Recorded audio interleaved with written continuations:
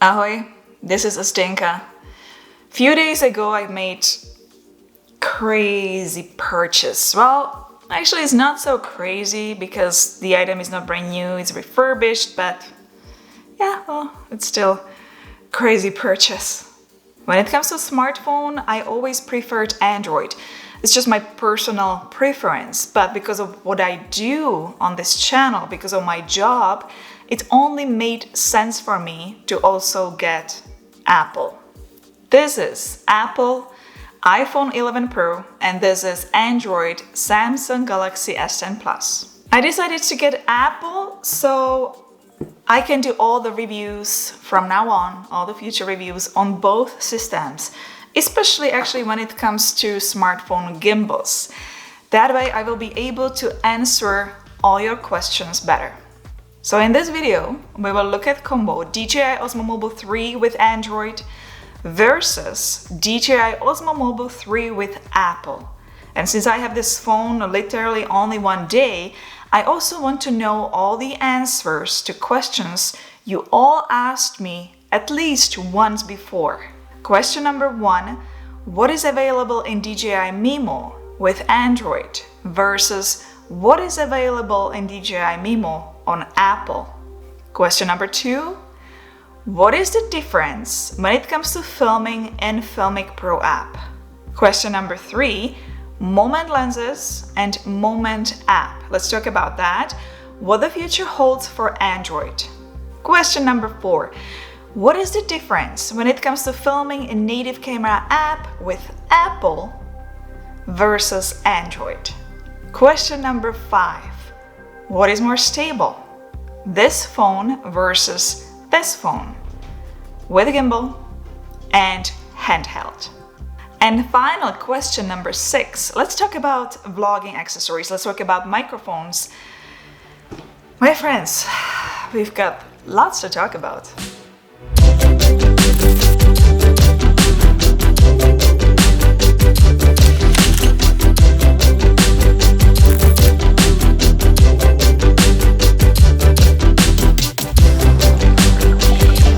And if you are new here, welcome. My name is Zdenka. If you want to learn how to take better photos and videos with the latest gear and possibly participate in creative camera challenges, consider subscribing. Let's go ahead and answer the first question. What is available in DJI Mimo when you pair it with Apple versus what is available in DJI Mimo when you pair it with Android? And I can tell you that is actually it's different. It's actually quite big difference. Let's start with Apple. iPhone 11 Pro goes first. Let's start with video. You are able to film in automatic mode and also in manual mode. You can choose filming in 720p, 1080p or 4K and 24 frames per second, 30 frames per second or 60 frames per second. So if I decide to film in 24 frames per second, I can select manual mode, double the frame rate. If I'm filming outdoors, I will add an ND filter and I'm all set. If I am in photo mode, the same thing. I have a choice to take photos in automatic mode or manual mode. In slow motion, I also have the option to film in automatic mode or manual mode. And the same goes for everything else, hyperlapse, time-lapse, and panorama. Everything offers automatic or manual mode, and you can use all 3 lenses. Let's grab Android Samsung Galaxy S10 Plus and open up DJI Mimo app. Everything will be the same, except slow motion tab is gone. You cannot film in slow motion, you can only film in automatic mode, you cannot film in manual mode in any of these. And when it comes to size, yes, you can choose from 720p, 1080p or 4K, but you can only film in 30 frames per second. There is no 24 frames per second or 60 frames per second option like on Apple. And you can only film in standard lens. You cannot use wide angle lens or telephoto lens. So if you want to film in manual mode and also use all those lenses, the only option really is to shoot in native camera app. And right now actually the Video Pro mode was added, so you have some manual controls. But if you want complete controls, I would suggest filming in Filmic Pro.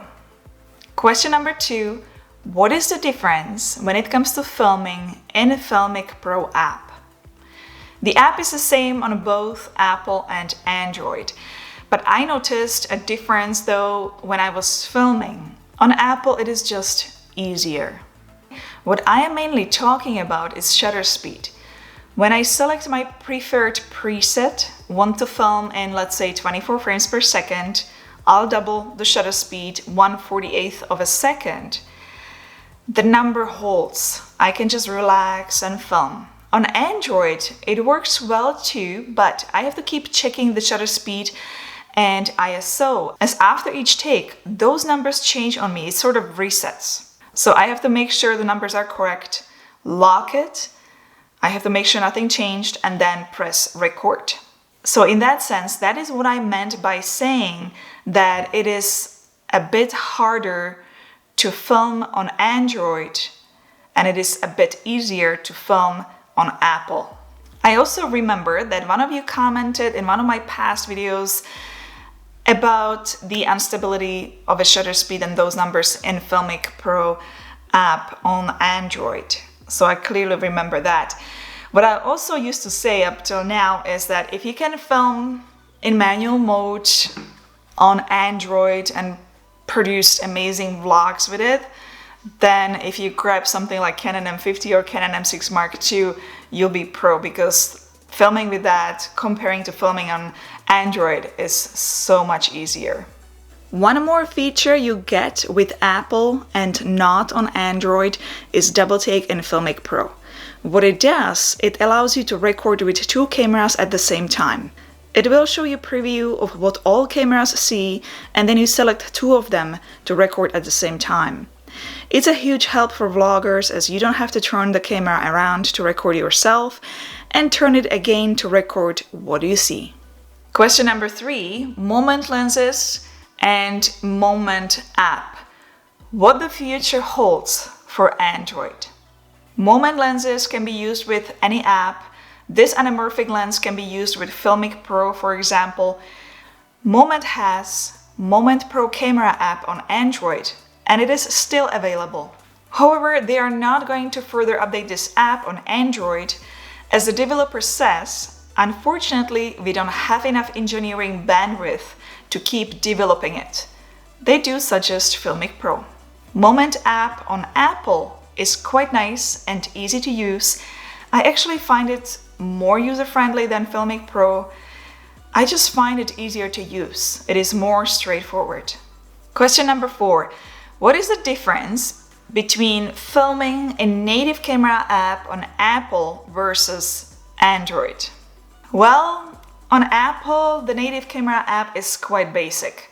It is all pretty much in automatic mode, but you can film in 24 frames per second or 30 frames per second or 60 frames per second. But do you really need to use it when DJI Mimo on Apple has everything? Not really. You're better off filming in DJI Mimo if you are going to use this gimbal. If you are not going to use gimbal, then I would use Filmic Pro or Moment app. On Android, it is quite a different story.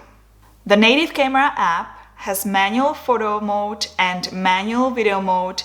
It has a lot more options. It is quite complex and allows you to do lots. Since you cannot really film manually in DJI Mimo or use all those lenses, you might want to film more in native camera app or Filmic Pro. See, it is more complicated on Android. 5th question, I actually want you to answer. What I'm going to do, I'm going to film few clips with a gimbal and few clips handheld. So it's going to be Apple versus Android. This iPhone 11 Pro versus Samsung Galaxy S10 Plus. And what I want you to do, I want you to let me know in a comment section below which one you think is more stable, if there's any difference on gimbal and actually without gimbal handheld.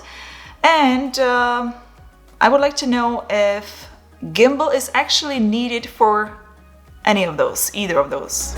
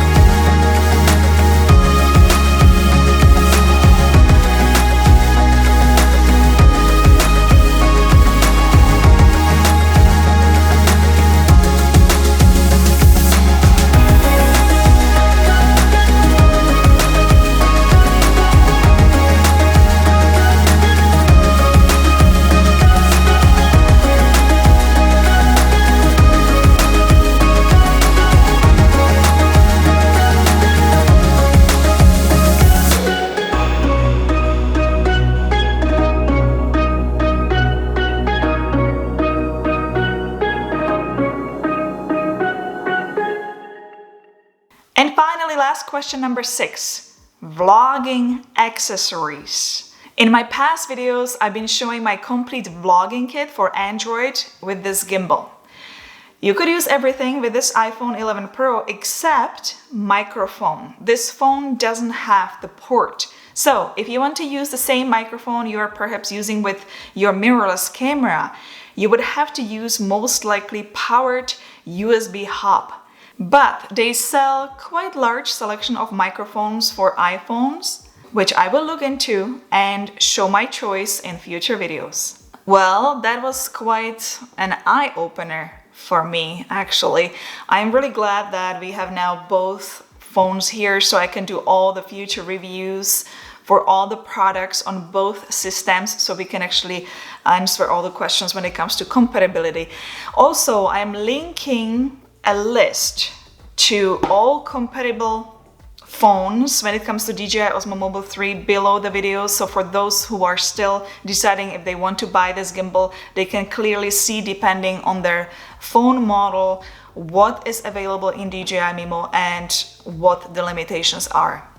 Do I still like Android? I've had Apple many years ago and I still preferred to purchase Android after that, simply because I like the system when it comes to user experience as using the phone as a whole, not necessarily just for phone camera, not using it for photography and video. There's just something about it I prefer.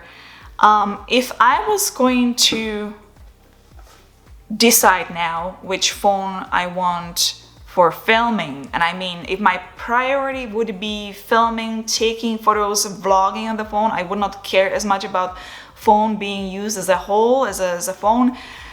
I would have to be honest, I would probably go with Apple, just because I can clearly see there's a lot more options. You can film in 24 frames per second and all that.